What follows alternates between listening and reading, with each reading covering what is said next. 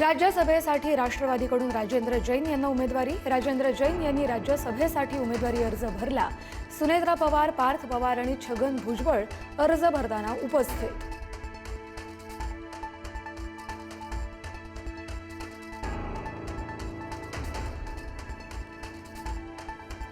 राज्यसभेवर जायचा विचार होता, दुर्दैवाने हाती आलेल्या संधी गेल्या।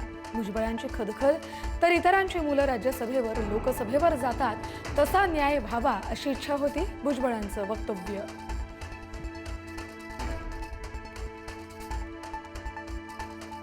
उपमुख्यमंत्री एकनाथ शिंदे दिल्लीला रवाना। शिवसेनेच्या राष्ट्रीय कार्यकारिणीची दिल्लीत बैठक। आज संध्याकाळी दिल्लीमध्ये शिवसेनेची बैठक।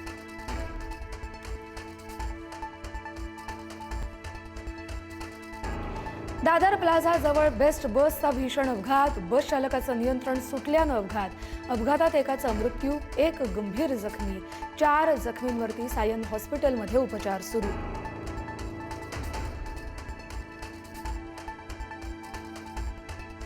नाशिक TCS धर्मांतर प्रकरणामध्ये मुख्य संशयित आरोपीचा धक्कादायक जबाब।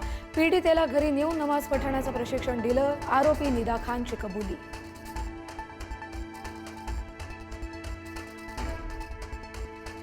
तीन महिन्यात गॅस सिलेंडर 89 रुपयांनी महागला। इतर देशांच्या तुलनेत भारतात सिलेंडरचे दर कमीच, केंद्र सरकारचं स्पष्टीकरण।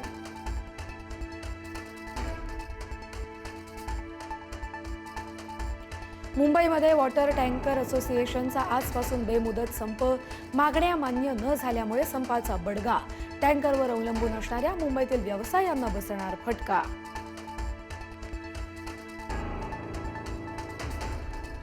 राज्यात अनेक ठिकाणी आनंदघनांची आनंद वार्ता। सिंधुदुर्ग जिल्ह्यात मान्सूनचा प्रवेश। मुंबई पुण्यात मान्सूनची शक्यता। आज विदर्भातील 5 जिल्ह्यांना पावसाचा ऑरेंज अलर्ट।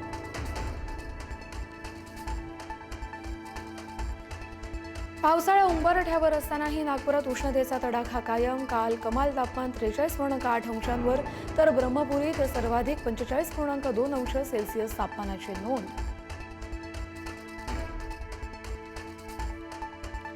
नवी दिल्ली विमानतळावर वादळासह पावसामुळे विमानांचं नुकसान। टर्मिनल 2 वरील एअर इंडियाच्या 3 विमानांचं नुकसान।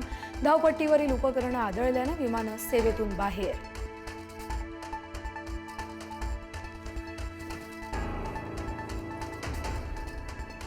डॉमिनिकन रिपब्लिकमध्ये खासगी विमान धावपट्टीवर कोसळलं। टेक ऑफ दरम्यान विमान क्रॅश। भीषण अपघातात पायलट आणि को पायलटचा दुर्दैवी मृत्यू।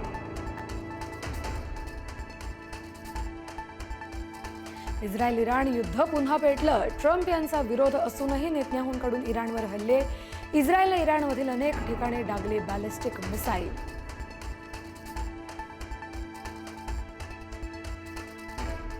इस्रायल लेबनॉन संघर्षाचा जागतिक तेल बाजाराला फटका। युद्धविराम संपताच कच्च्या तेलाचे दर कडाडले।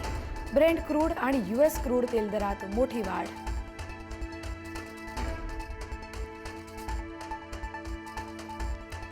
फिलिपाईन्समध्ये 7.8 रिश्टर स्केल तीव्रतेचा भूकंप। दक्षिणेकडील मिंदानाओ बेटावर भूकंपाचे धक्के।